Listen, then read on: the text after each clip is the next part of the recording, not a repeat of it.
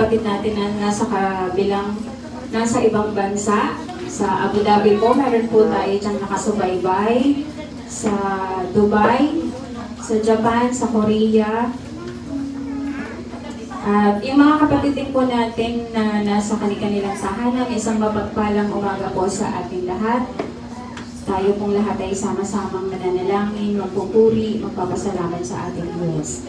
Sige po, atin na pong tinatawagan si Nanay Gemma kompleto. Palakpakan po natin ang ating Panginoon sa buhay ng Nanay Gemma. Hallelujah. Purihin po ang Panginoon dahil sa kabutihan na ginawa niya. Kasi kahapon, sabi ko nga, napakahirap pag may maramdaman ka pala sa katawan mo. Sa biyaya ng Panginoon naman, wala naman ako yung pagkabata, hindi naman talaga ako sakitin. Ayun ang sakit ko talaga sipon, minsan inuubo sipon. Yun lang ang sakit ko talagang iniinda. Pero kahapon, ang ganda naman pagising ko, ang ganda naman pakiramdam ko, naligo ako, tapos pumunta ako sa Libro, nagbayad ako ng tubig. Habang ako'y naglalakad, nakaramdam ako, sumakit ang gilid ko. Sabi ko, bakit? Sumakit yung dito ko. Sige lang, lakad ako ng lakad. Habang ako'y naglalakad, tumitindi ang sakit. Sabi ko, bakit kaya? Sabi ko naman, sabi ko, siguro baka gutom. Kasi ako'y nasanay ako, kumakain ako ng alas 3 ng hapon, tapos pagka umaga ako ulit, magkakape. Sabi ko, siguro gutom na to sa isip ko. Habang ako'y naglalakad, ikot ako sa palengke, tumitindi ang sakit. Ang ramdam ko, itong kalahati, parang nasusunog. Hanggang likod na. Sabi ko ba? Habang tumatagal, talagang tumindi ang sakit. Hanggang sa ako'y nakauwi na, bumili ako ng isda dyan, nagluto ako. Kumain ako ng konti kasi sobrang sakit na talaga. Di pumunta ako ng CR, gusto kong umihi, hindi ako makaihi. Sabi ko ba? Pakiramdam ko, pumasok sa isip ko, may bumara sa danya ng ihi ko. Kasi siguro sobrang sakit. Ang pakiramdam ko parang sinunog. Yung dito kalahati ng tiyan ko at saka yung dito ang likod ko. Di umiga ako ulit, talagang tumindi yung sakit. Pinapawisan ako ng malamig. Ang pumasok sa isip ko, pumunta ako ng CR, umupo ako ulit doon. Anong ginawa ko? Tinaas ko yung kaliwang kamay ko, isang kanang kamay ko, tinaano ko dito sa matinding sakit. Doon ko siya nilagay. Tapos ang ginawa ko, Lord, kinas-out ko. Ang sabi niyo, ang bundok pwede namin palipat sa dagat basta meron kami pananampalataya.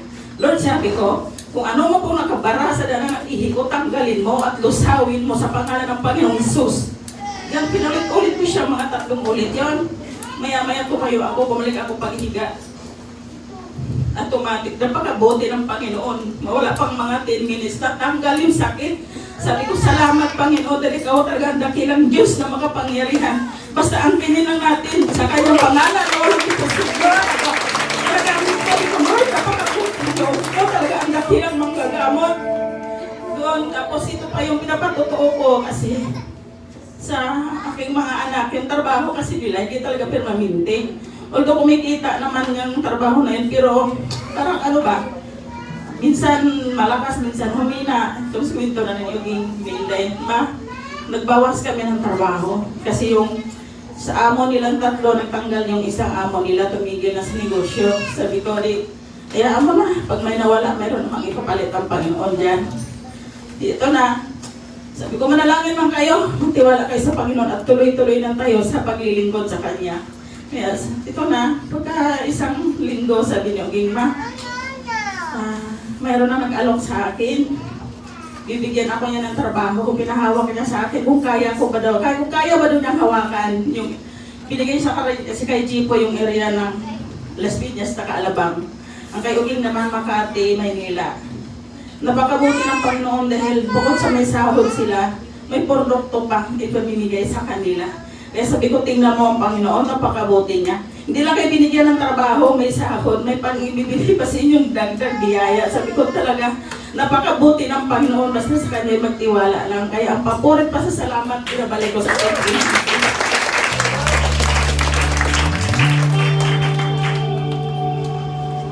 Praise God. Purihin po ang Panginoon sa buhay ni Nanay Gemma. Alam naman po natin na trials are from God na po to strengthen our faith. All we have to do is to trust Him in all His ways. At alam naman po natin na palagi pong may katagapayan ang lahat ng pagsubok sapagkat siya po ay nagtagumpay na. Ano po? Ang ating Panginoong Hesukristo ay nagtagumpay sa krus. Tayo po ay magtatagumpay sa lahat ng yan. Our God is our great healer and our God is our provider din po. Lahat po naman na ng nasa paligid natin, maging ang buhay na taglay natin, ang kalakasan, lahat yan sa Panginoon na po. Kaya habang nabubuhay po tayo, patuloy po nating ipagkatiwala sa Panginoon ang lahat.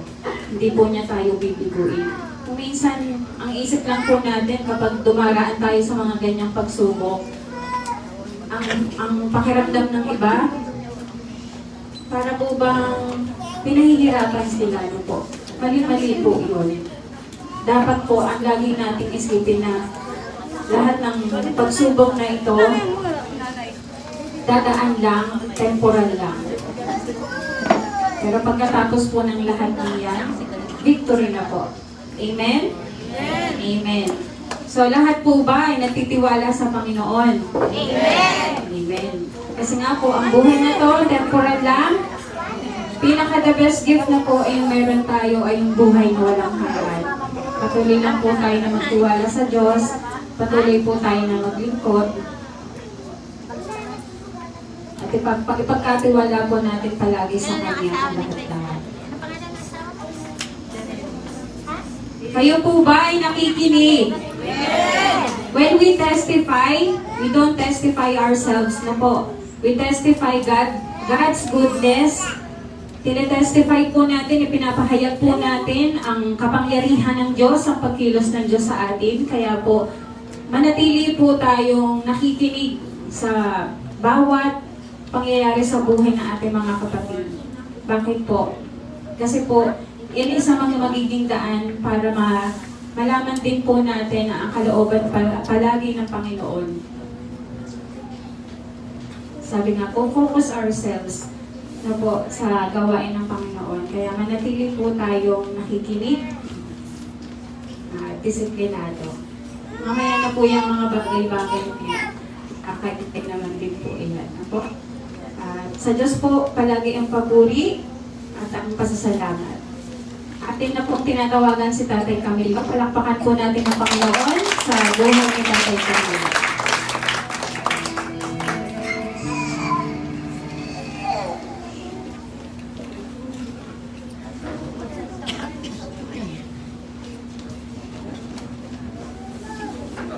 Magandang umaga po sa ating lahat mga kapatid. Ito po yung sabi ni Sister Gima na pag may problema ka, hiling mo talaga sa Panginoon. Magtiwala ka sa Panginoon kasi kung wala tayong tiwala sa Panginoon, wala rin saysay. Ating mga problema talagang yung iba nga nalulog mo sa problema. Dahil wala silang tiwala sa Diyos. Lahat po tayo, mananalangin, magtiwala sa Diyos. Lahat ng problema ay paubayan natin sa Panginoon. Siya na ang nakakaalam kung anong gagawin niya para sa atin.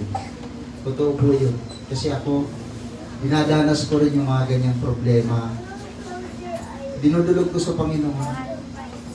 Maya-maya, dumarating, nalulutas.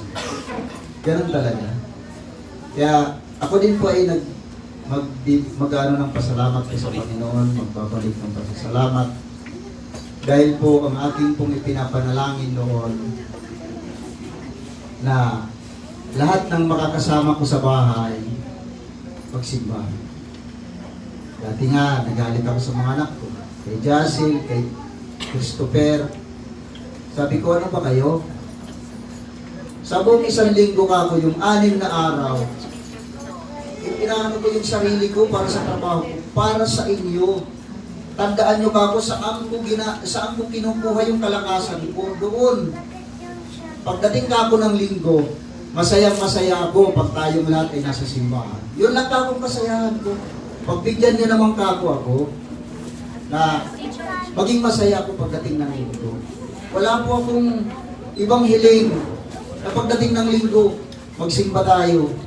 Kayo ba mo, pagising ng umaga, hindi kayo pinakikialaman. kahit kako, gumising kayo ng tanghali, wala kaming pakialam ng asawa. Pinakikialaman sila.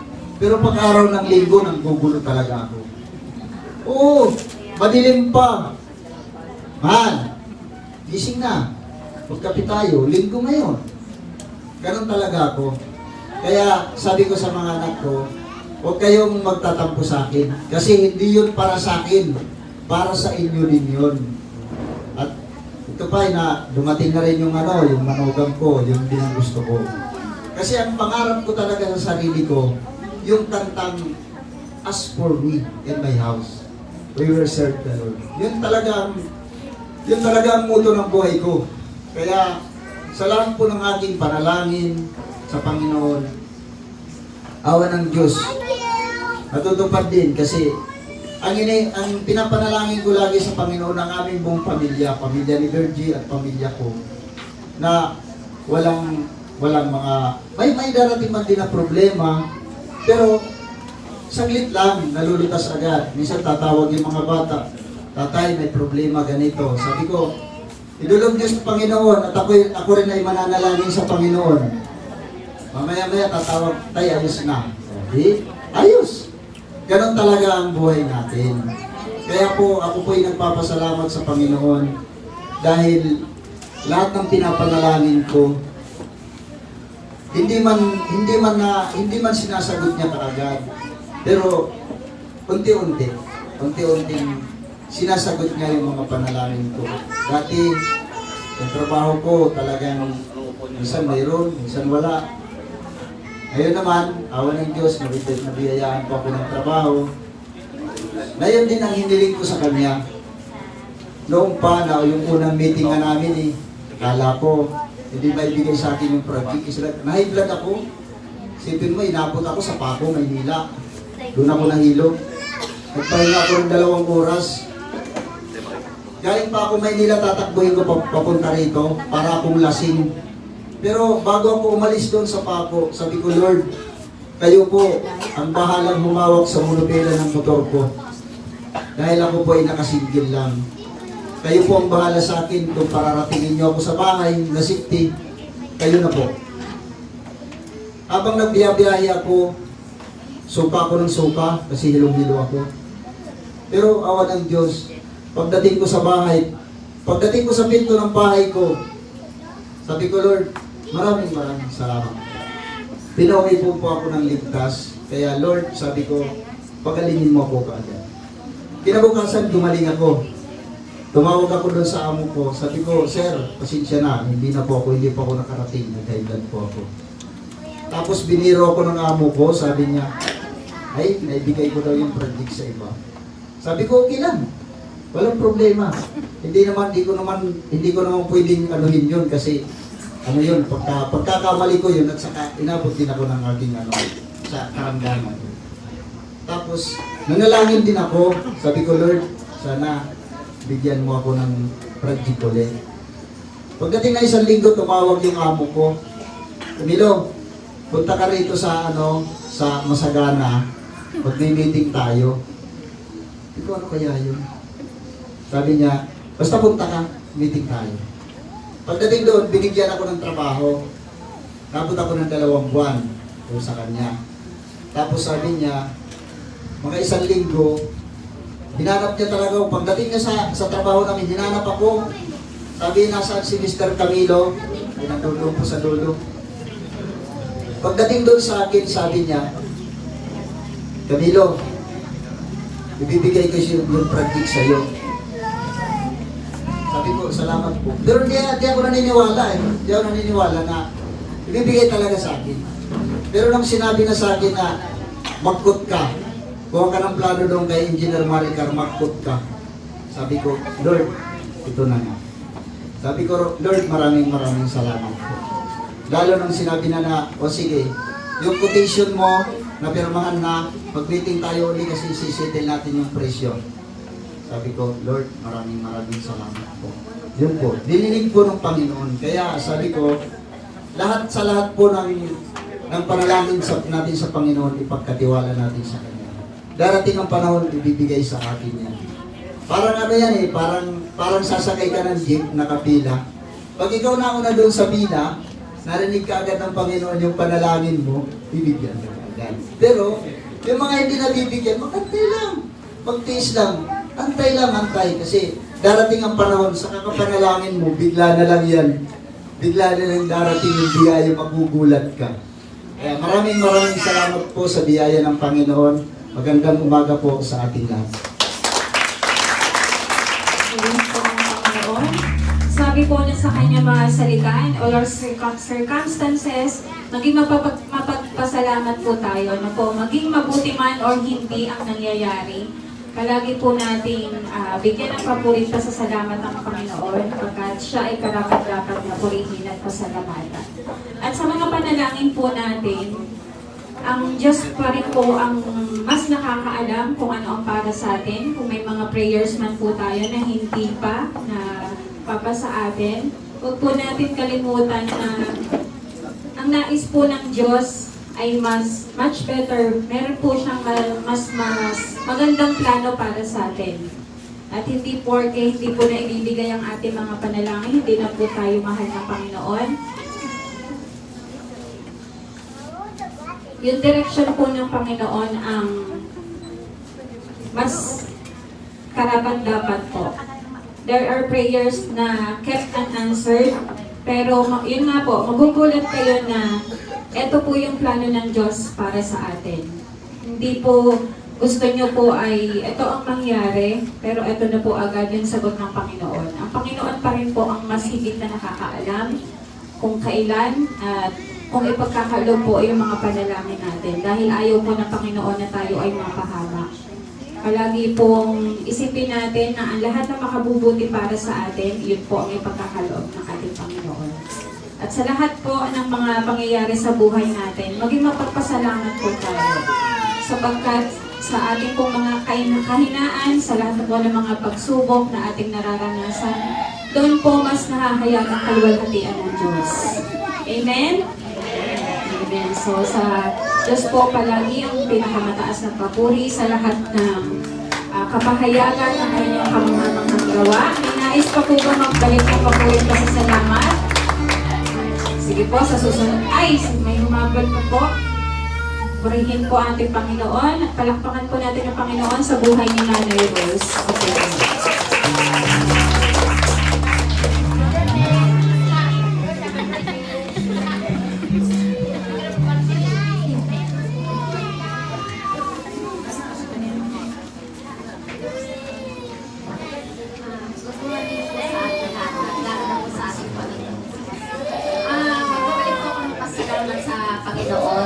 Sa buhay po na binigay niya sa akin, sa kalakasan, sa pag-iingat niya. Dahil po,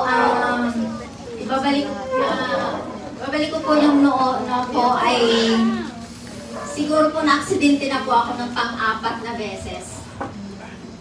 Pero sa biyaya po ng Panginoon, nalampasan ko po yung mga aksidente na yun. Yung dalawa po is yung maano talaga po yung pagka-accidental kasi yung nasa Samar po kami noon. Maliit pa nun si Regine. 2 beses po kami nalunod.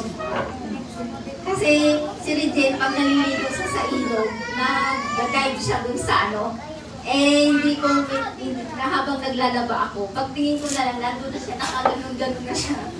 Ako po, hindi kasi ako marunong lumangoy. Pero, sa biyaya ng Panginoon, hindi ko po alam kung paano kami nakakarating sa tabi. Tapos yung isa rin po, yung na-accidente rin po kami, kasama din si Regine. Kaya ko minsan po parang noon nung maliit na siya, nagkakaroon ako ng phobia. Pag umuwi ako ng probinsya, ayaw ko siya isama. Nung umuwi rin kami po ng probinsya noon sa lugar ko po, kasi namatay yung kapatid ko. Yung tricycle po na sinasakyan namin, binangga po kami ng jeep.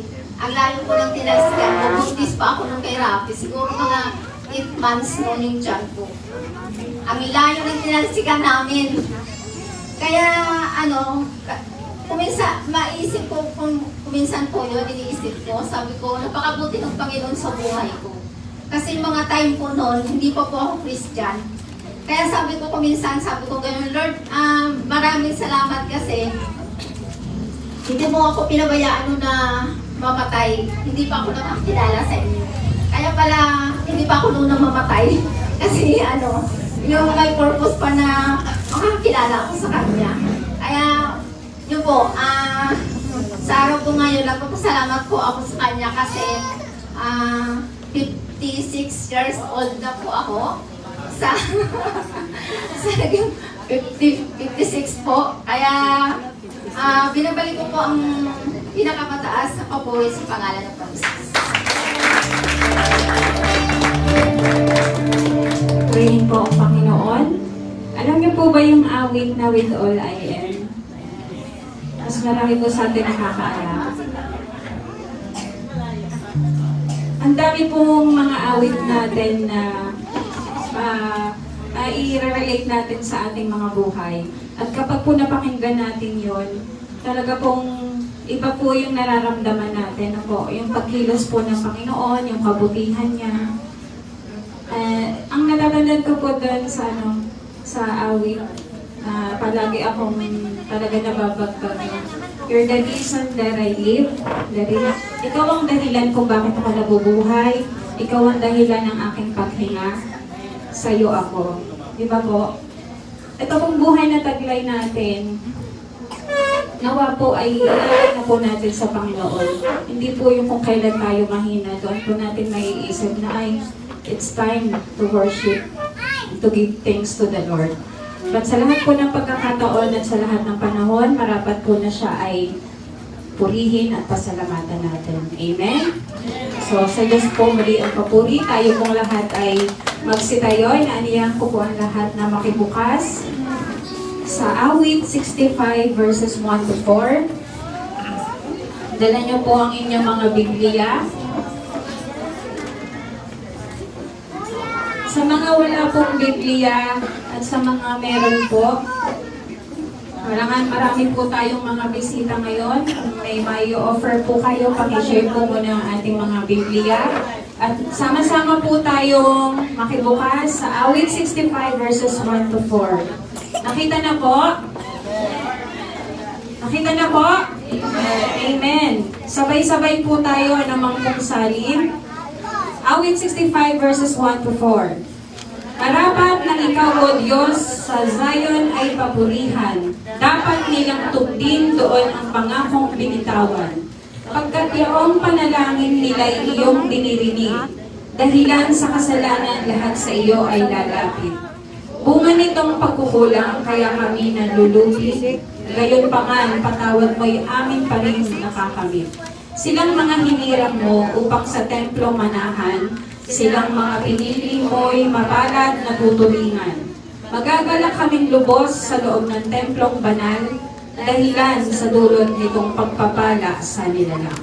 Purihin po ang Panginoon sa pagkakasa ng kanyang mga salita.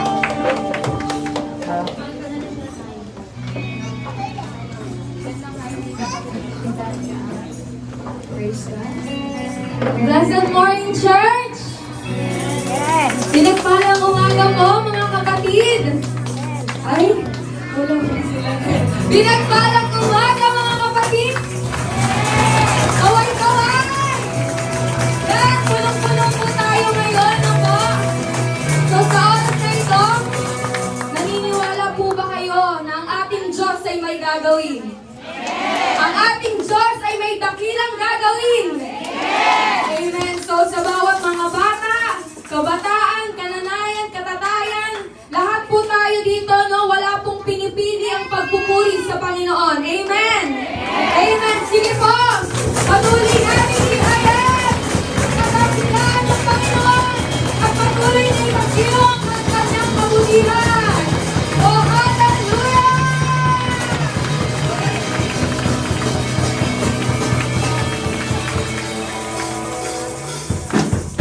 Sabi po sa salita ng Diyos, sino ang Diyos na wala kang hawakin? Sa iyong gaway walang makakain. Ang lahat ng bansa na iyong nilalang, lalapit sa iyo at magbibigay galang. Sila'y magpupuri sa iyong pangalan, pagkat ikaw lamang ang Diyos na dakila, na anumang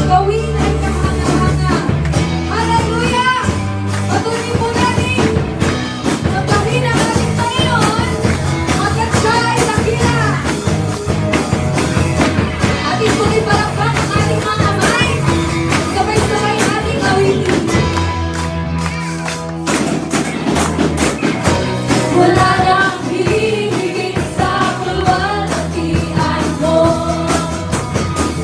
Sino pa ang kapantay sa kapangyarihan mo? Tagumpay ng hari, banal at totoo. Kailanman ang ating Diyos ay nakila. Oh, Jesus, nakila ka. Luwalhati, haleluya, haleluya. Oh, Jesus, nakila ka. Luwalhati, haleluya, haleluya. Oh, Jesus, nakila ka. Luwalhati, haleluya. Oh, Jesus, nakila ka. Luwalhati, haleluya.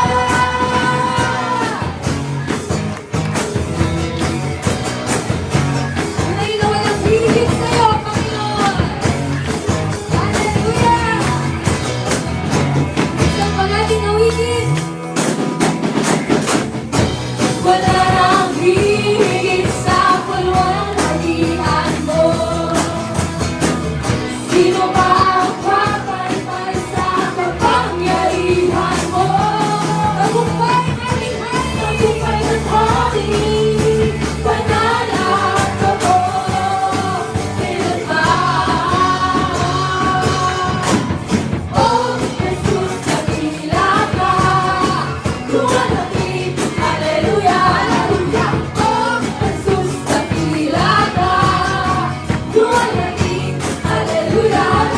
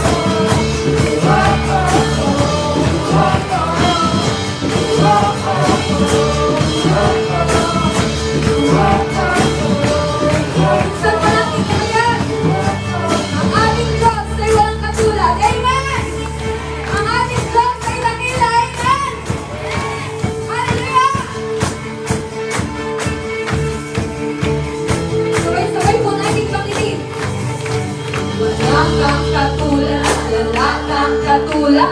Wala kang patula, wala kang patula.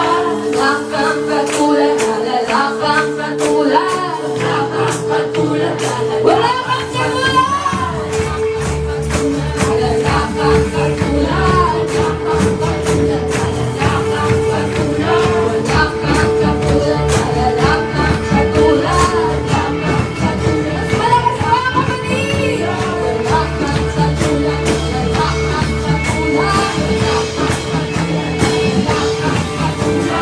Wala kang patula, wala kang patula. Ano mang maging panahon, ano mang pagkakataon, ano mang maging sitwasyon, ika'y pupurihin. Ating sabihin, ano mang maging panahon, ano man ang pagkakataon, ano man ang maging sitwasyon, ano mang maging so lamang aming pupurihin, Panginoon. Minsan pa, ano mang maging panahon, ano mang pagkakataon, ano mang maging sitwasyon, ika'y pupurihin. Sige na lang! Ikaw at ikaw maaaring.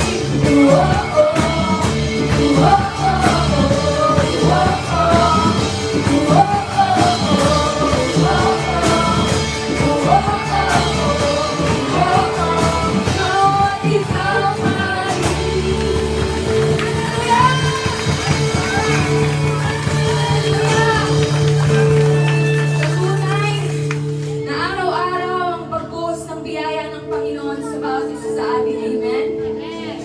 Araw-araw, tayong pinapalakas ng ating Panginoon. Amen? Ang lahat ng nakakaranas ng pag-ibig ng Panginoon, minsan pa po nating nawitin.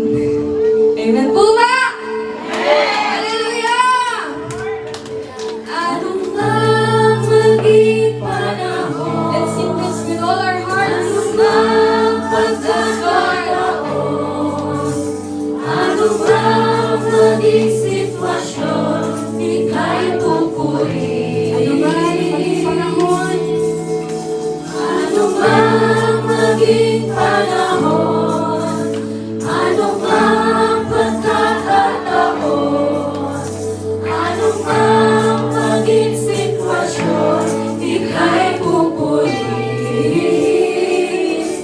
Ika'y pupurihin.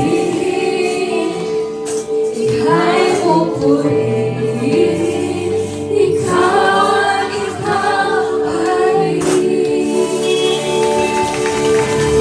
ikaw lamang, Panginoon, ang karapat na kapulihan sa Panginoon.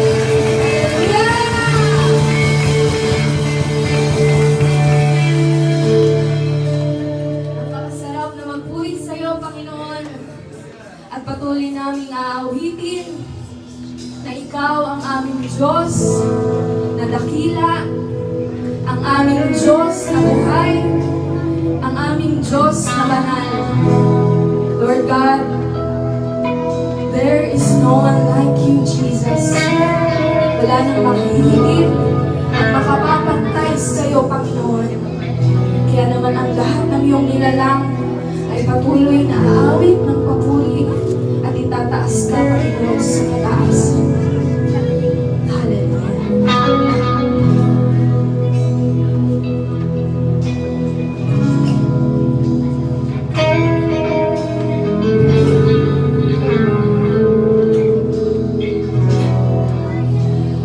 Who compares to you?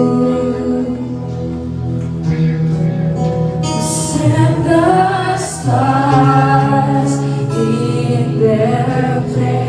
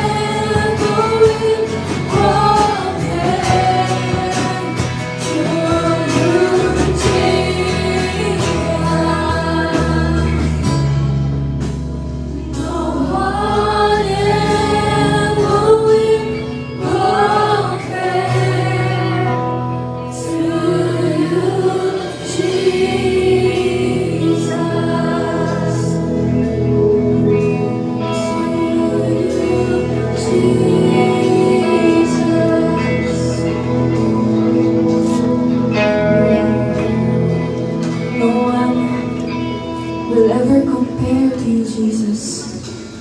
Kaya naman, Panginoon, habang kami ay nabubuhay, habang kami ay may lakas, tanging Ikaw lamang, Panginoon, at ang iyong banal na pangalan, ang marapat na papurihan, magpapalaman.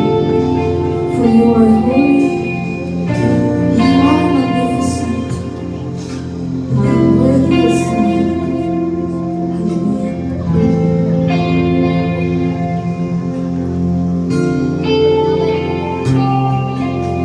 Thousand generations, I'm falling down in worship to sing the song of ages to the Lamb.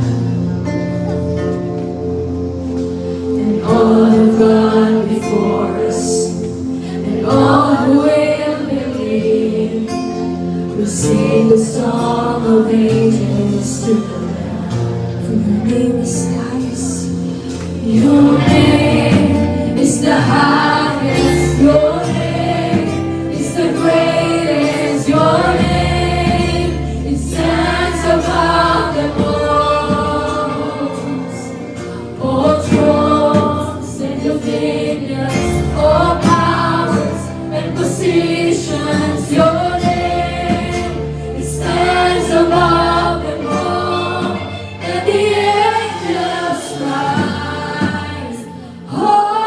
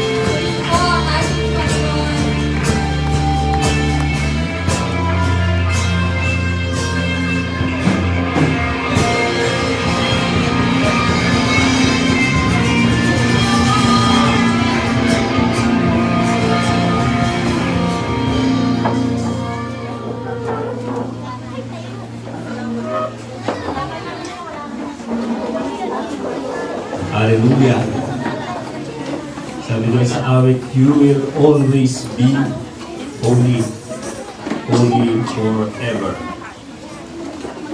Sa daigdig na ito ay walang forever. But the holiness of God will remain forever. Amen. Amen. Palakpakan po natin ang Diyos. Hallelujah. Yan. So, napakasarap pong umawit sa Lord ng maramihan. Amen po ba? Konti pa lang po tayo, pero paano pa kaya pag dumating po tayo sa langit lahat? Nagkakarabyuhan pa lamang po, ganyan karami na. Pag nakasama pa natin yung iba pang mga mananampalataya, no? Alam niyo po ba na sa pagpupuri sa Bible ay dinescribe, yun daw kung pundasyon ng templo ay nayayanig.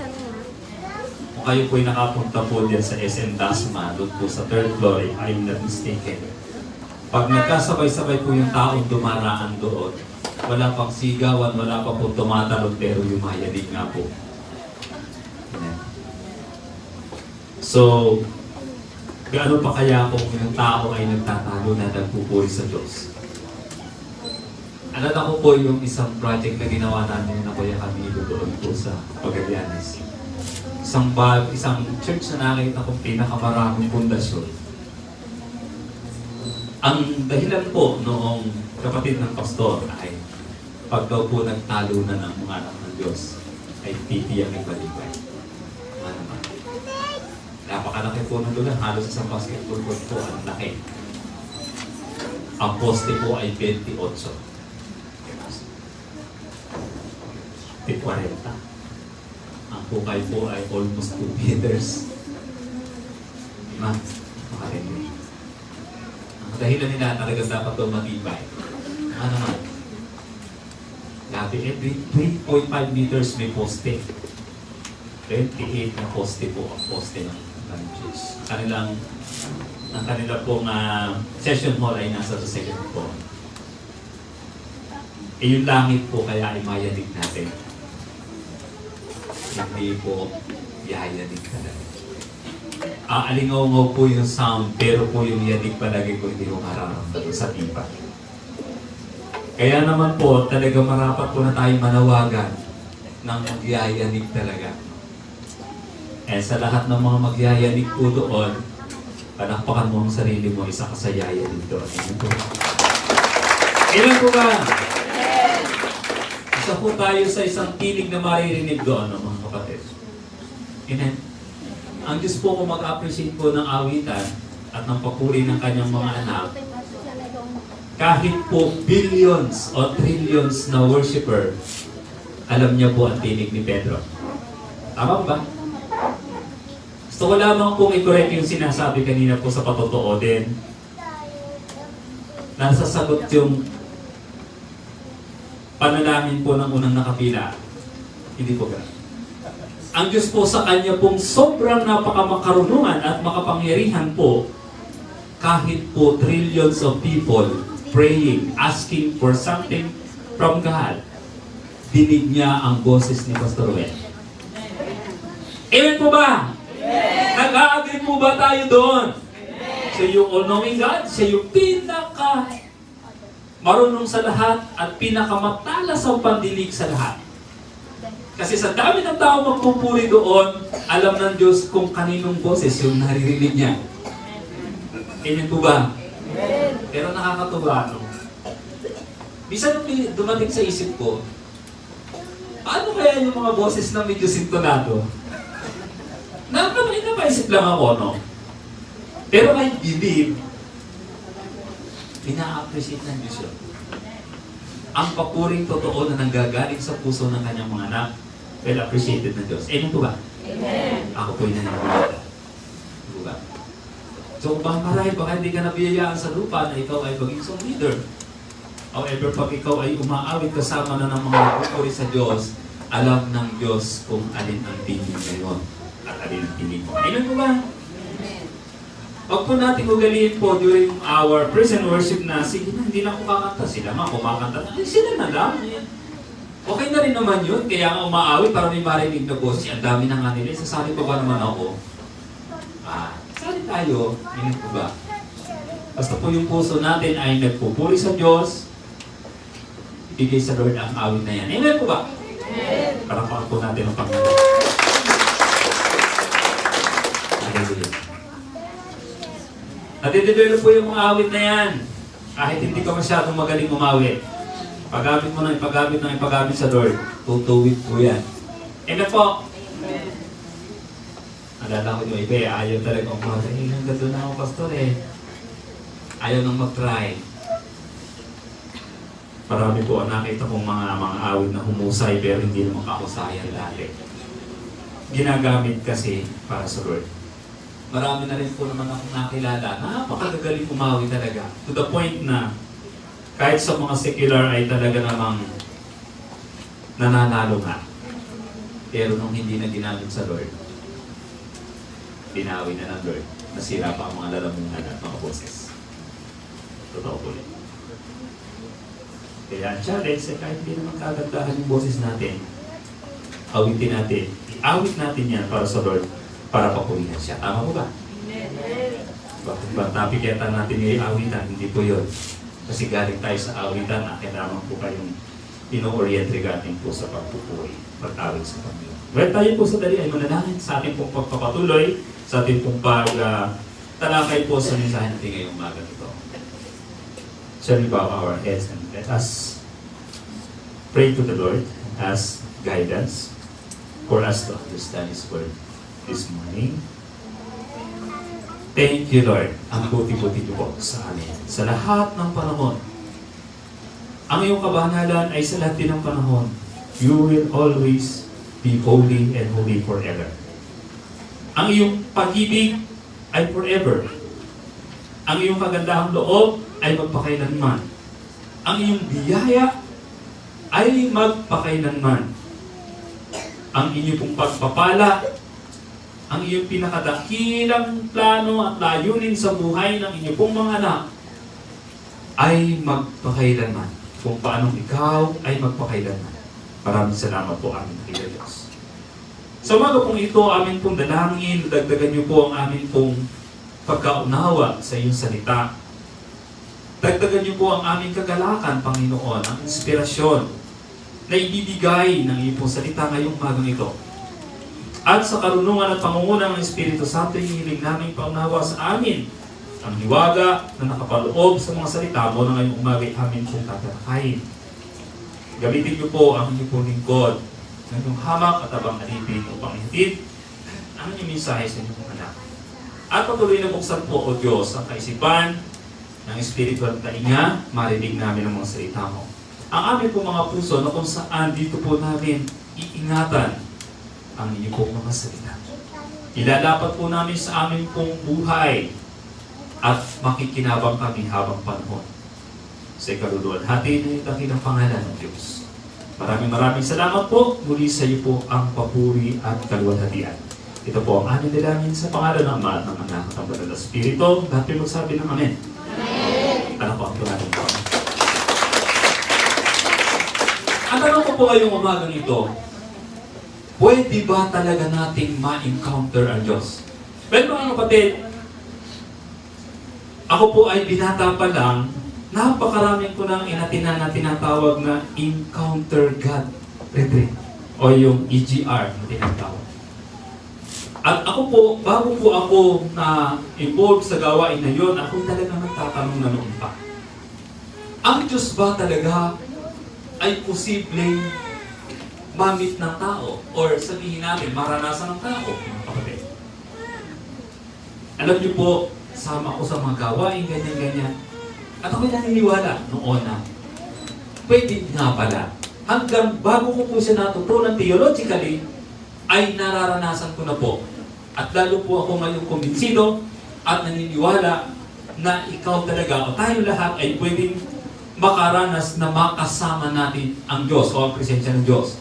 Well, siguro sabi ng ibang mga pilosopo si Jesus wala na, kabalik na nga sa langit, paano pa natin makakasama yon? But always remember, bear in our very mind, no? Sabi nga po ni Jesus bago siya umalis. Sabi sa mga alagad, habang nalulungkot ang mga alagad, ang pag-alis ko ay dapat ninyong ikagala. Huwag kayong malungkot kapag ako umalis kasi that time yung mga alagad niisip nila wala na yung aming guro pag umalis ito. Pero sabi niya, pag alis ko, ipadadala ko sa inyo ang susunod sa akin, ang magiging gabay ninyo magpakailanman. Tinukoy ng Panginoong Jesucristo ang presensya ng Banal na Espiritu, the third member of the Holy Trinity. Naniniwala tayo sa Trinity, mga kapatid. So yun po yung kanyang pangako sa mga alagad. That is why naniniwala tayo at dapat tayong maniwala na ang Diyos ay pwede nating ma-encounter kahit sa panahon ito. Tama po ba? Mahina na ang iyan. Okay, theologically speaking, paliwanag ko po sa inyo. Minsan ang kaispan ng mga tao, paano naman mangyayari yun? Mga pangangaral, ay ganito kasi, sobrang napakataas ng Diyos. Yes, we believe it. Eh, kayo naman ay isang makasalanan sa biniyayaan namin. Yes, naniniwala tayo doon. Pero mga kapatid, ang paano daw maaabot ng isang may limitasyon na tao, yung isang walang limitasyon Diyos. Sukdulan sa kabanalan, sukdulan sa kapangyarihan, sukdulan sa karunungan at sa lahat-lahat. Ganito po ang paliwanag, mga kapatid. Kung ang tao ang aabot sa Diyos dahil siya ay napakataas, ay kailanman hindi na nga po mangyayari pa.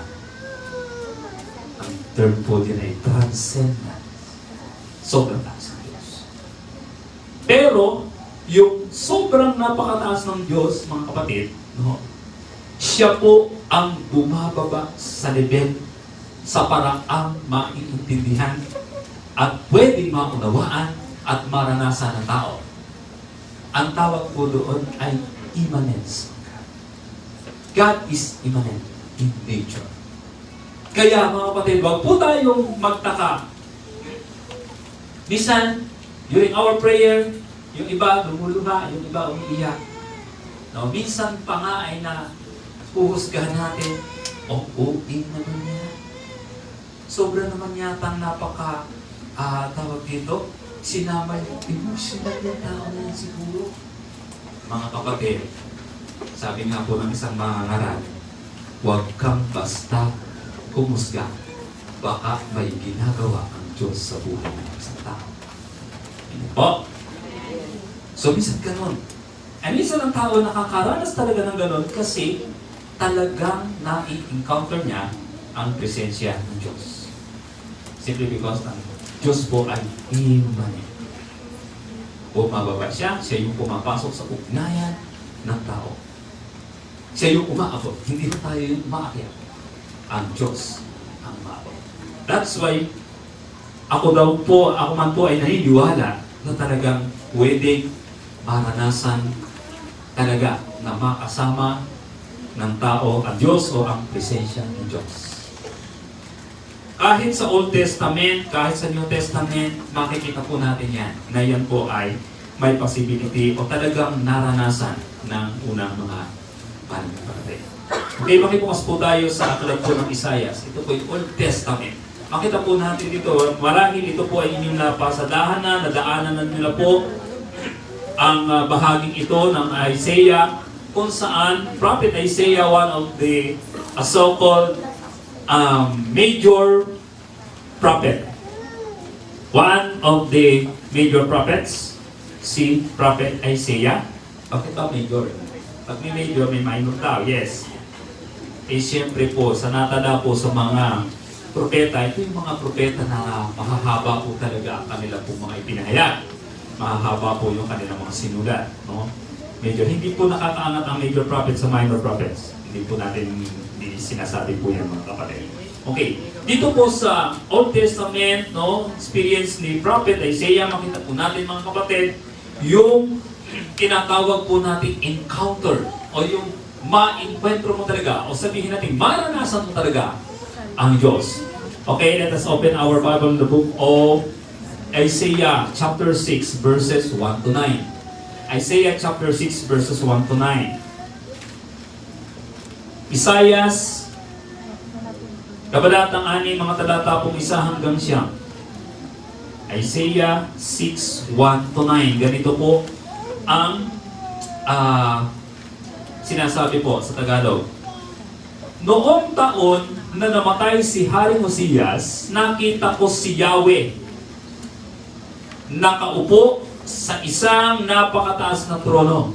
Ang encounter niya is nakita. Okay, malinaw. Oh. Nakaupo daw sa isang napakataas na trono.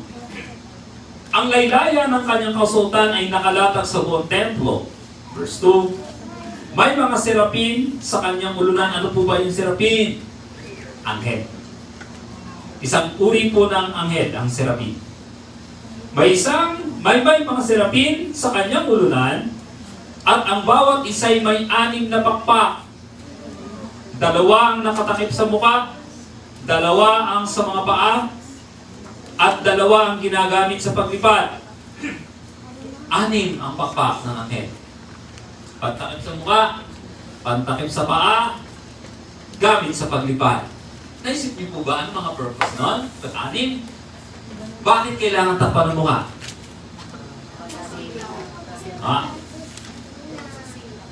Ang isang nilalang, kasama na po ang tao, hindi niya po pwedeng makita ng mukha ng Diyos.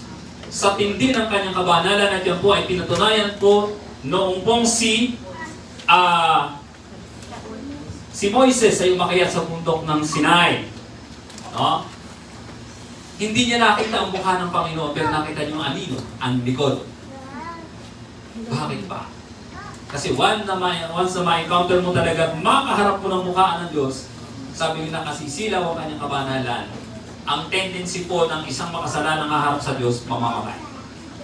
Yan po, katindi po yun.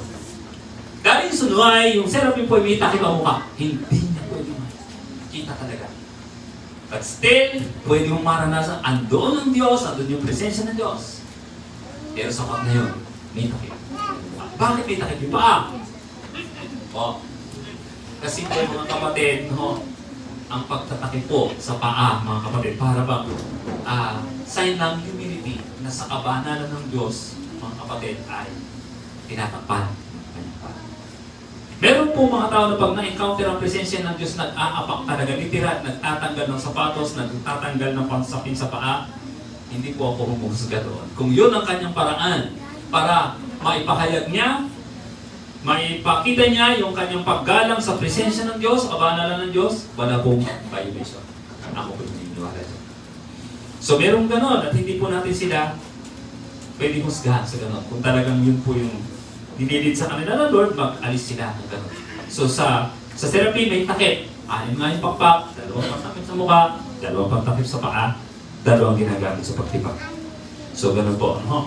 And then yung pong bahaging ito ng description po ng anghel at saka yung pong kabanalan ng Diyos, hindi lamang po kay Isaiah, kundi sa Book of Revelation chapter 4 verse 8, makikita natin doon na sila'y sumasamba doon sa tinatawag na nakaupo sa trono, no?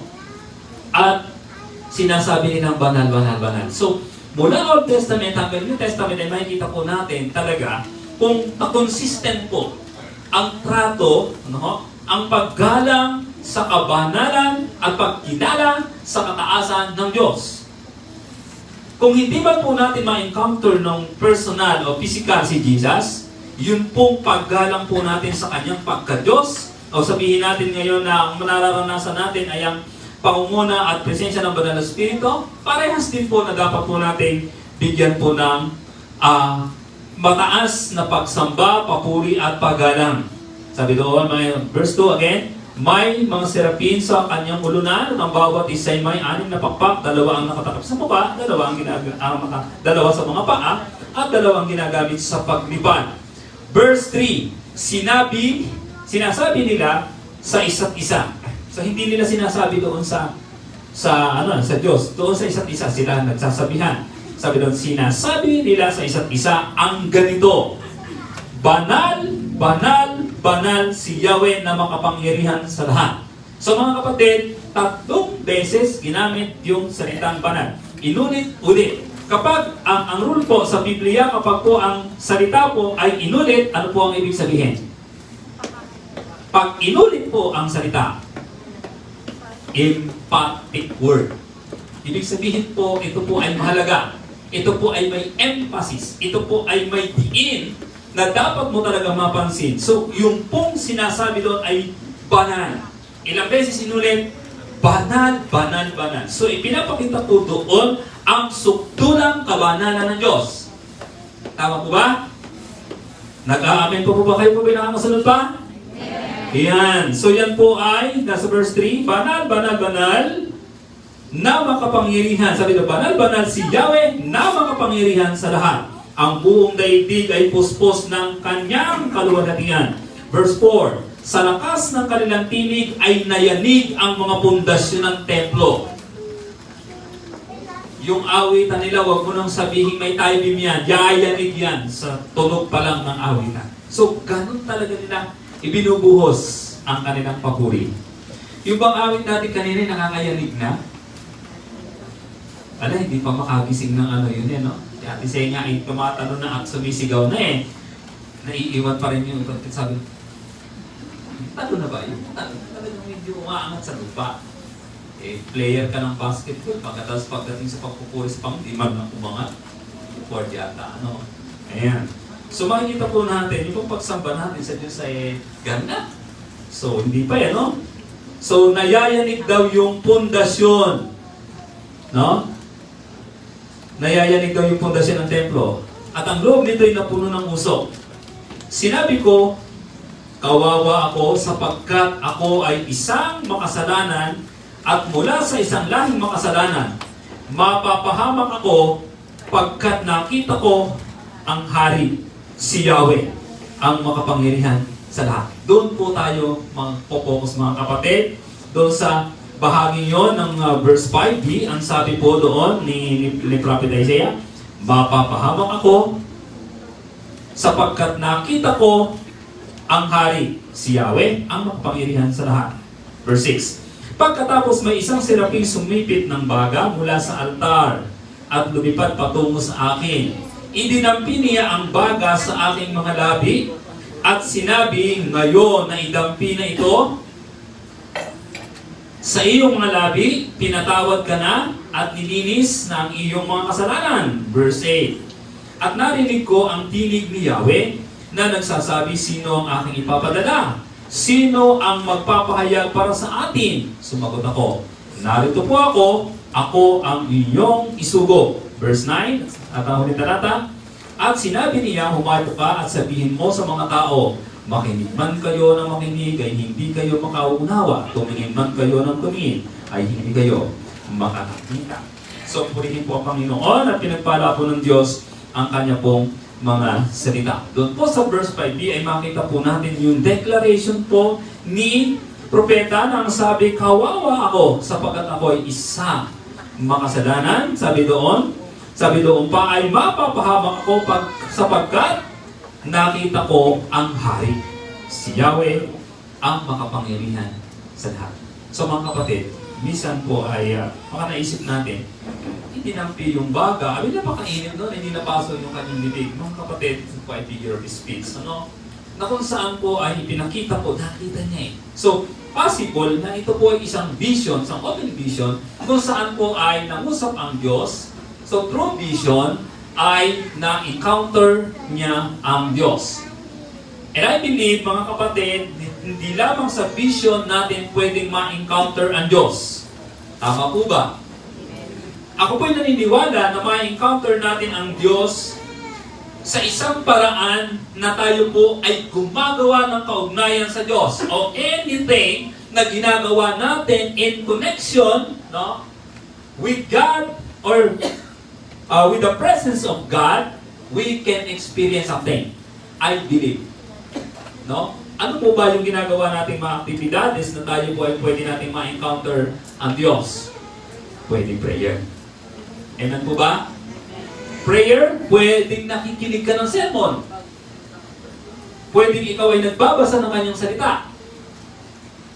Amen po ba? Ang patutuo po ng isang pastor na nakita ko ay ganito. Magugulat kayo pag hindi niyo siya kilala at yung kanyang background kasi tatad ng tako yung katawan eh. Kasi siya po ay dati po siyang pinuno ng isang malaking gang doon po sa Tondo, Manila. At minsan po ang kanyang patutuo ay ganito. Dahil siyempre, mas madali po natin maintindihan yung fraternity. So member siya ng isang fraternity at siya po ay sabihin natin na kasama siya ng mga basagulero, hindi lang basagulero, mga mamamatay tao. Isang araw, nagkausap-usap sila na meron silang lulusubin na kabilang fraternity. Kaya gabi pa lang ay naghanda na po sila ng kanilang mga armas at madaling araw sila umalis. Papunta doon sa location kung saan po ay kanilang magkakaroon sila ng encounter doon sa kanilang mga kaaway. Po. At siya naman na isang pinaka-leader ay maaga rin siyang gumising at naghanda para sa matinding sabo paano mangyayari. Po. Madaling araw, sabi niya mga 4 a.m. ng madaling araw. Ang instruction na ibinigay nila, huwag tayong darating ng sabay-sabay. Sa isa lang ang dating. Kaya nga siya napahiwalay, pagkatapos doon siya bumabaybay doon sa gilid ng isang bahay, sabi niya, bakit kaya naman magsagabal tong bahay nito? Ang agang nagising na may bahay kasi nagbukas ng ilaw. Nagbukas ng ilaw. Sabi niya, makikita nilang dumaraan ako. May makaka-witness na dumaan ito ng madaling araw. Pero sa kanya pong pagdaan, no, habang siya papalapit doon sa tapat ng bahay, tamang-tama nagbukas po ng radyo yung may bahay at napakalakas po ng kanyang tunog. At ang bumungad po, ang una pong narinig niya ay ang awit ng nagsasabing, mahal ka ng Diyos, dapat mong mahal. Narinig ko na yung isang awit na yan, na inawit po ng isang kabataan one time. So, mahal ka ng Diyos, dapat mong malaman, hindi ka na pababayaan. Pagkatapos isang part doon, sabi, kanyang ibigay, bugtong niyang anak, upang ang sinumang sumampalataya ay may buhay na walang hanggan. Yun po yung message ng awit. Tinanong niya habang siya papalapit at babagtas na siya doon sa bahay. Tapos noon pong naando na po sa katindihan ng awit, mahal ka ng Diyos, dapat malaman. Hindi na niya maihakbang yung kanyang bahay. Hindi niya na maihakbang ang kanyang bahay. So mula doon sa kanyang kinatatayuan, siya po ay umupo na lang. Daladala niya yung kanyang bag na may mga armas, may mga deadly weapons doon sa kanyang bag. At siya po ay umupo. Hindi na siya makalakad. At doon po siya kinusap ng Diyos. Hanggang dumating yung time. Sabi ko, bakit ganito ang amin? So yun ang God's appointed time sa kanya para ma-encounter ng Diyos. Sa Bible, hindi ganyan din. Si San Pablo, bago siya po makakilala sa Panginoon, siya mamamatay na ako. Siya po ang umuusig sa mga churches, mga mananampalatayang katulad na rin. Pero yung ma-encounter niya ang Diyos, siya po ay ginawang lingkod ng Diyos. Nabago ang kanyang buhay, pagkatapos po, siya yung may pinakamahabang sinulat po sa Biblia. So, kinukwento ko sa yung lingkod ng Diyos, siya po ay naging lingkod ng Diyos. Nakakot po sa lugar ng Alfonso, na-encounter namin siya, isang singing pastor, talagang mahusay kumanta. At talagang gamit na gamit ng Diyos sa pag-evangelize, sa pagbabahagi ng salita. So mga kapatid, ano po ang sinasabi natin? Iba't ibang sitwasyon, iba't ibang panahon, iba't ibang paraan, pwede kang makaranas na ma-encounter mo ang presensya ng Diyos. I believe kung totoong mananampalataya ka, hindi ka basta naging mananampalataya. Nagkaroon ka ng tinatawag na personal encounter with the Lord. Personal encounter with the presence of the Lord. So maybe mga kapatid, habang ako'y nagsasalita rito, ay may mga pangungusap sa iyo ang Diyos na para bang nakaka-identify ka sa mga naririnig mo, so na nararanasan mo na ngayon na ma-encounter mo ang presence of Diyos. So ang daming paraan. So merong mga napaka-dramatic na kaparaanan kung paano ang Diyos ay nagpaparana sa tao, nagpapadama ng kanyang pag-ibig sa tao o nagpapahatid man ng kanyang mensahe sa sinuman. So ang isang tiyak mga kapatid ay ang possibility na ang Diyos pala talaga ay pwede nating maranasan. Amen po ba doon mga kapatid?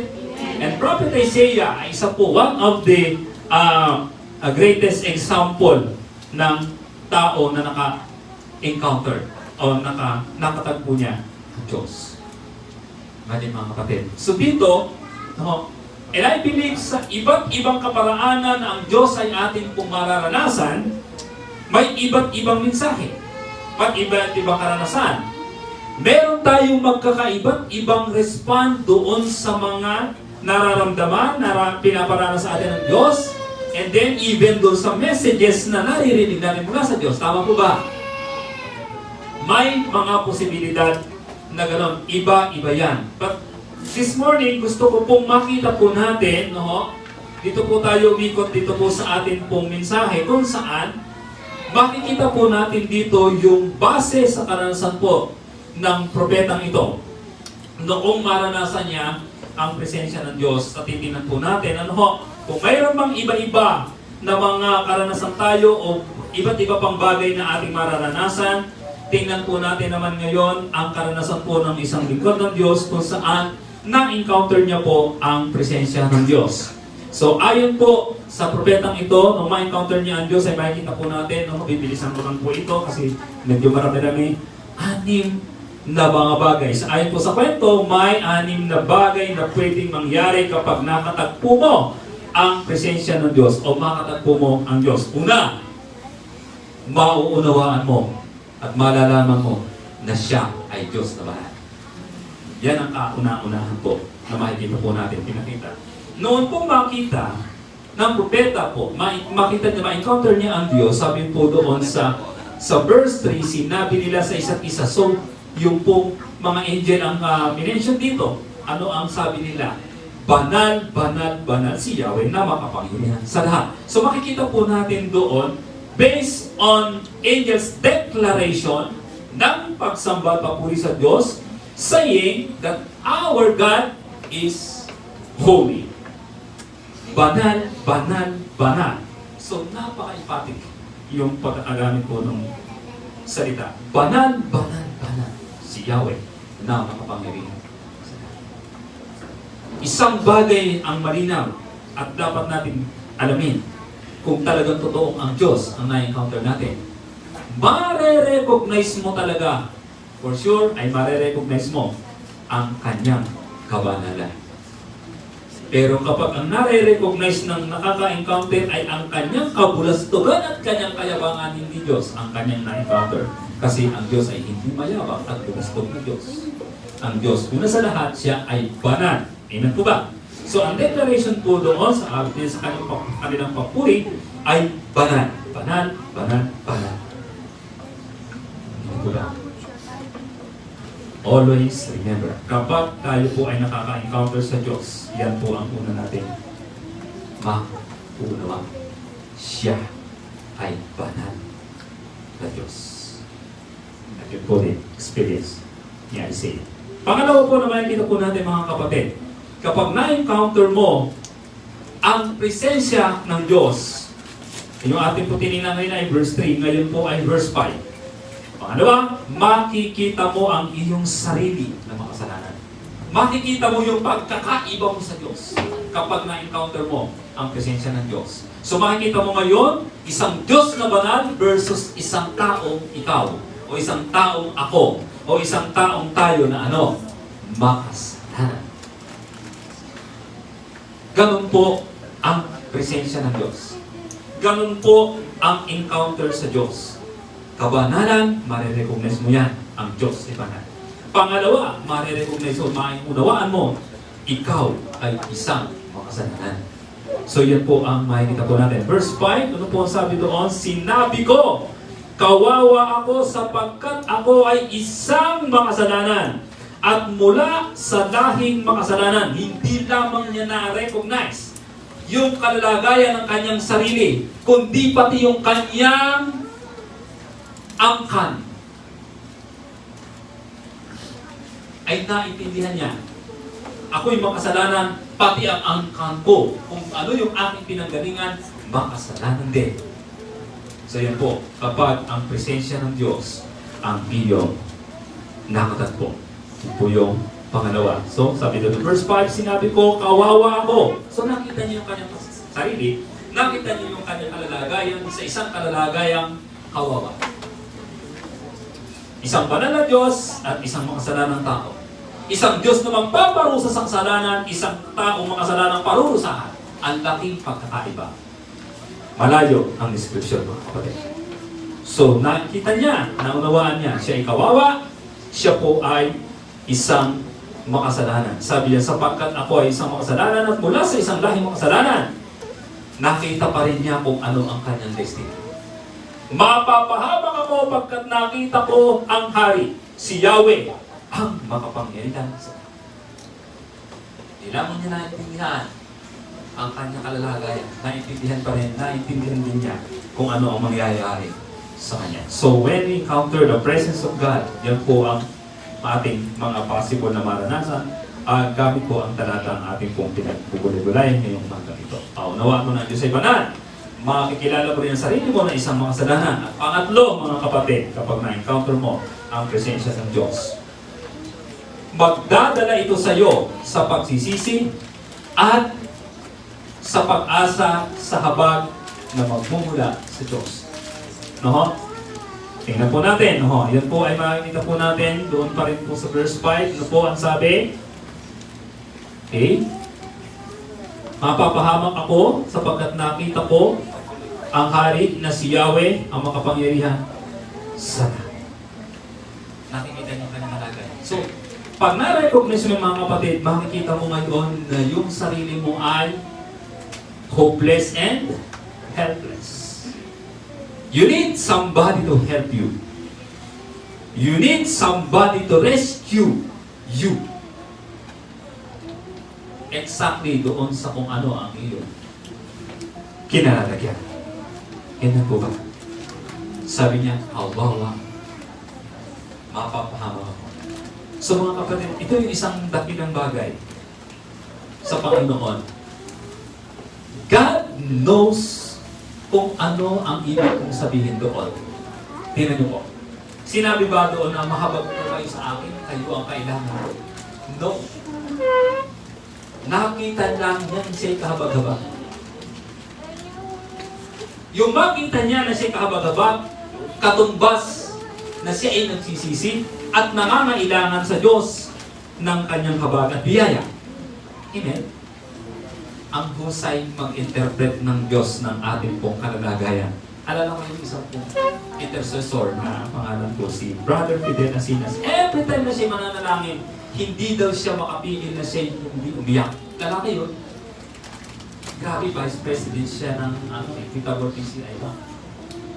Grabe, pero hindi siya nahiyang umiyak. So sabi niya, ganun po kasi nadarama ang presensya ng Diyos. So, nasa talaga siyang sisisi. Grabe. So, meron siyang statement na sinabi ganito. Sabi niya, bawat luhang pumapatak mula sa aking mata, God knows what is the meaning. Ang ganito. Akin niniwala ganito rin si Isaiah. Sabi niya, habag-habag ako, kawawa ako, mapapahamak ako, isang makasalanan. Sa Bible ba mayroong ganun? Meron. Yung dalawang pumunta sa templo, isa po ay Pariseo, isa publikan, magkaiba ng prayer. Nasabi ng prayer noong Pariseo, ako'y ganito, ako'y nagpapasting lagi, 2 beses sa linggo, nagbibigay ako ng aking kapo, ganyan. Ang dami niya kapulastugan na inireport sa Panginoon. Pero simple prayer from the publican, sabi niya, sa hindi daw makatingin sa langit, sabi hindi man lang makatingin sa langit, sabi hindi man lang makapasok sa templo, but instead, dinadagukan ang kanyang dibdib at ang sabi, mahabag po kayo sa akin, isang makasalanan. Kapatid, kung tayo po ay nananalangin at nakikipag-ugnayan po tayo sa Diyos, alam po ng Diyos kung ang dala natin kapulastugan o humility. Alam ng Diyos kung tayo po ay nagsisisi o tayo po ay nag-re-report sa Diyos ng ating mga accomplishment na may kahalong kayabangan. Alam po ng Diyos yan. Sabi po ng publikano, mahabag po kayo sa isang makasalanan. Katulad din ng nangyari po dito kay Isaiah. Sabi niya, kawawa ako. Kawawa ang kalalagayan. Mapapahamak ako sapagkat ako ay isang makasalanan na nakakita sa hari si Yahweh ang pangyarihan sa lahat. So mga kapatid, ang totoong presensya ng Diyos na na-encounter natin ay nagdadala sa atin upang tayo po ay magsisi at hingin o asahan natin ang biyaya o habag ng Diyos. Ganyan po ang totoong nakaka-encounter sa Diyos. So, pangatlo. Pang-apat po, Sa verse 6 ay ating pong makikita.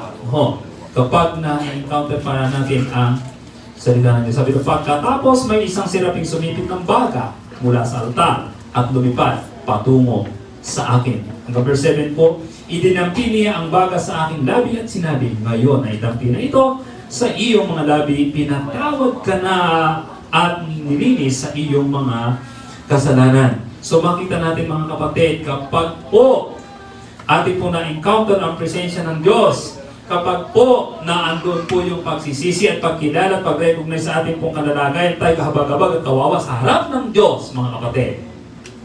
Katumbas ng tayo nagsisi, mararanasan natin, mararanasan mo ang kanyang pagpapatawad. Why? More than 2,000 years ago, siya ay nagpatawad na ng kasalanan nila. Amen. So, imposible ba na yung kasalanan mong ginagawa ngayon ay hindi mapatawad? Napatawad na yan noon pa. Ngayon lang, nare-recognize mo at iyong pinagsisisihan. Isang dakilang bagay na uunawaan tayo ng Diyos. Amen po? Every time makita natin ang ating sariling habag-habag at makasalanan, Panginoon, kilala mo ako. Ito po yung aking kung anong kalalagayan ko, anong mga damakmak na kasalanan ang meron ako, akin po itong pinagsisisihan sa harapan. Huwag na po natin itanggi sa harapan ng Diyos. Aminin natin sa hindi sa Lord. Alam naman ng Diyos yan. Pero magandang inaamin. At magandang bagay, sabi ng Panginoon, lahat po ng nagsisisit lumalapit sa Kanya ay Kanyang nililinis sapagkat siya ay matuwid na Diyos. So mararanasan po natin o mararanasan mo na ikaw ay papatawarin ng Diyos kapag na-encounter mo ang Kanyang presensya. Amen po ba? Malinaw po ba sa atin? So, jump na po tayo sa panglima po at yan po ay second to the last. Okay? Marami nga. So, natin po bilisan. So, pag po, yan, verse 8, basahin natin po yung verse 8. At sabi dito, at narinig ko ang isang tinig. Doon, ni Yahweh na nagsasabi, sino ang aking ipadadala? Sino ang magpapahayag para sa akin? Yan. Kapag po na-encounter mo ang Diyos o ang presensya ng Diyos, maririnig mo ang mensahe mula sa Kanya. Ano po nangyayari mga kapatid dyan? Sabi ko nga po, kahit nagbabasa ka lamang ng salita ng Diyos, lalo yan, tuwirang mensahe yan mga kapatid, maiintindihan mo kung anong sinasabi ng Diyos sa iyo gamit ang salita niya. Ganun po. Yan po ang isang bagay na malalaman natin na na-encounter natin ng Diyos.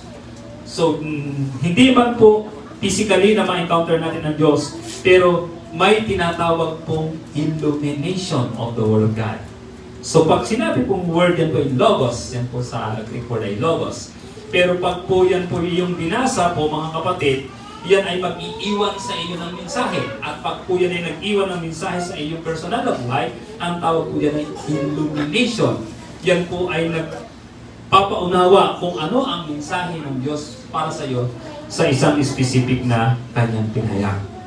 So, ganyan po ang nakaka-encounter sa Diyos. Dito po, kahit vision lang po na ma-encounter ng propeta, ang Diyos ay kanya pong narinig ang mensahe mula sa Diyos. Sabi po doon sa verse 8, malinaw po yun, at narinig ko ang tinig ni Yahweh na nagsasabi, sino ang aking ipadadala? Ito pa lang message niya. Sino yung ipadadala ko?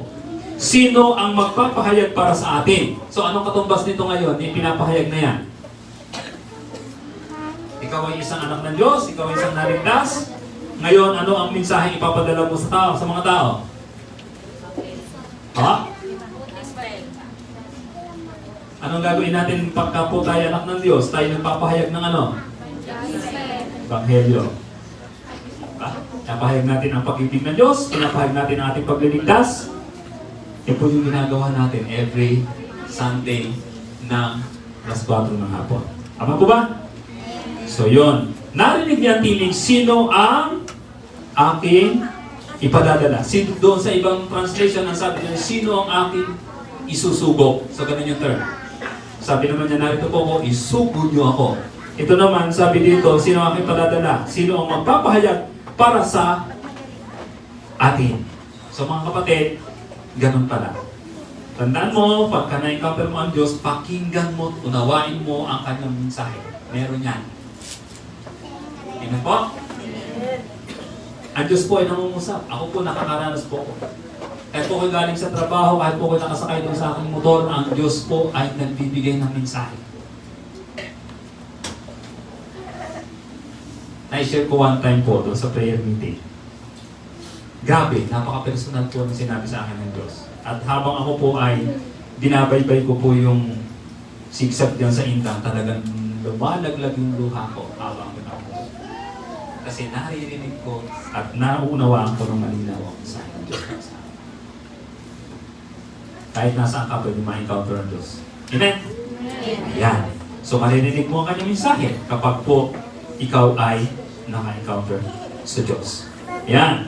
Sabi nito, sino ang magpapahayag sa atin? No? Narinig ko ang tinig ni Yahweh na nagsasabi, sino ang aking padadala? Sino ang magpapahayag para sa atin? Sumagot ako, narito po ako. Ako ang iyong isugo. Kaya naman, sa verse 9, nasabi niya, at sinabi niya, humayo ka at sabihin mo sa mga tao. Binigyan na niya sasabihin. So doon po sa panguli po natin kung puntos na makikita, kapag na-encounter mo ang Diyos, narinig mo ang kanyang mensahe.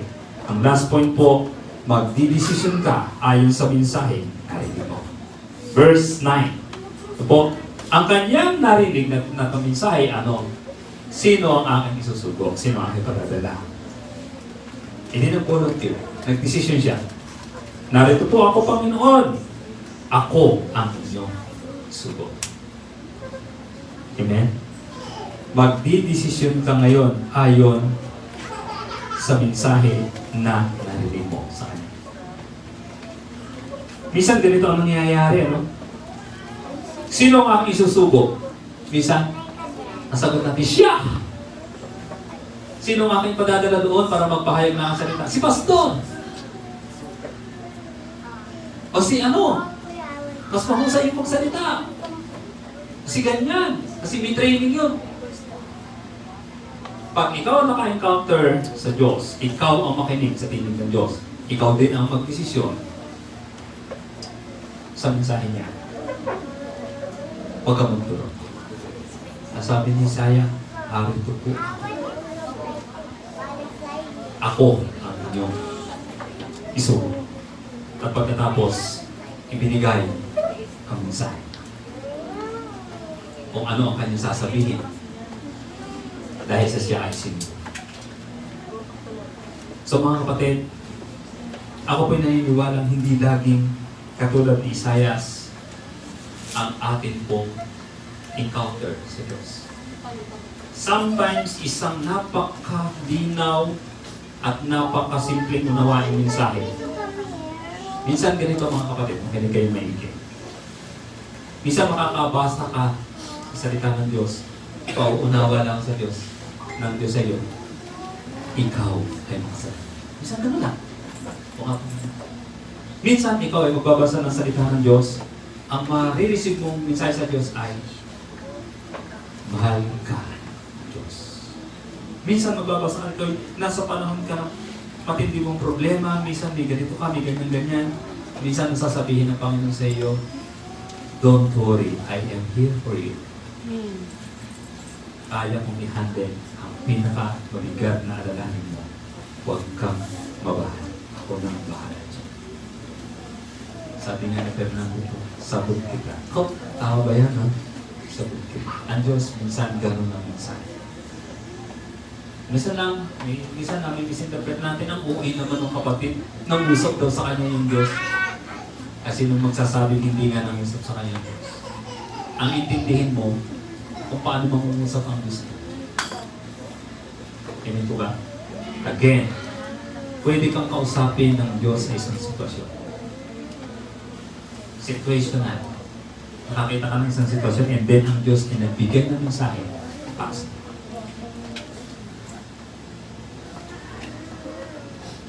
Amen? Isa nakarinig ka ng message. Nag-iwan ng message sa Diyos. Pass. Ang mahalaga po, nagkakaroon talaga tayo ng personal encounter with God. Sa presensya niya, sa kanyang salita, o sa pamamagitan ng kapahayagan ng Espiritu Santo, maririnig mo ang tinig ng Diyos. Kasi meron siyang mensahe ipapating sa iyo. So, ang akin pong masasabi sa bawat isa sa atin, ito po, nasa akin natin na maranasan natin ma-encounter ang presensya ng Diyos. Natutuwa po tayo pagka po isang celebrity atin pong na-encounter eh. Nakamayan ko po, wow! Nakiss ko po, wow! Nakapagpa-autograph po ako, ako po'y binati. Alala ko po, may isang celebrity pumunta doon sa aming barangay. Dinumog ng mga bata. Kilala niyo si Rian Ramos? Ate Rian, pa-autograph. Isang artistang nakita kong napakabait, sobra. Halika kayo, dali, at bakit niya tatawagin na kami, dali, na kayo, ganyan. Hindi na ito sa mga. Gusto niyo, hindi na kami sa pagkain. Third na isa. Isa tuwa-tuwa tayo na encounter natin yung isang kilalang tao. Hindi po ba? Kagalakan natin yun. Pero hindi pa sa lahat mga kapatid. Mas masarap ma-encounter ang Diyos. Amen? Pag ma-encounter mo ang presensya ng Diyos, lahat ng dakila, mabubuti na bagay ang pwede mong maintindihan mula sa Diyos. Amen. Walang halong sinungalingan, hindi ka pupulahin, hindi ka paakasahin. Pag ang Diyos ang nagbigay ng message sa'yo. Pag sinabi niya mahal ka niya, totoo. Pag sinabi niya papaloy ka, magdaan ka papaloy ka nila. Pag sinabi niya nararanasan mo anak, ay bahagi ng pagtutuwid ko sa iyo. Totoo yan. Mahalaga sa pinakamahalaga, nagkakaroon tayo ng pagkakataong maranasan natin talaga ang Diyos, ang presensya ng Diyos. At marinig natin ang kanya pong mensahe. At from that mensahe ng Diyos, ay nakapagre-respond tayo ng ayon sa nais ng Diyos. Pag sinabi ng Diyos, go, go. Pag sinabi ng Diyos, stop, stop ka. Pag sinabi ng Diyos na wait, huwag mong ipurso yung sarili mo. Mag-wait ka talaga. So, gusto ba natin ma-encounter ng Diyos? Nasabi natin. Pag-pray natin. Kaya lang, when God gave the message. So, isang magkakilang bagay na respond natin is okay. Ina to ba? Parang pampo natin pang